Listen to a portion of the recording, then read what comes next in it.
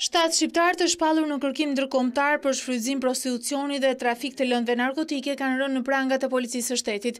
Arrestimi u bë i mundur pas një bashkëpunimi me policinë italiane, greke dhe atë rumune. Sipas burimeve policore, ditën e sotme janë arrestuar Igli Metushi dhe Gazmir Shkurta nga Vlora, Daniel Lika dhe Eduardo Hoxha nga Fieri, si dhe Kreshnik Bendo, Eugen Çaushi dhe Eder Dorezi nga Tirana. Mbi këta persona të moshës 27 deri 32 vjeç, rëndon akuza për pjesëmarrje në organizata kriminale, shfrytëzim prostitucioni dhe trafik të lëndëve narkotike.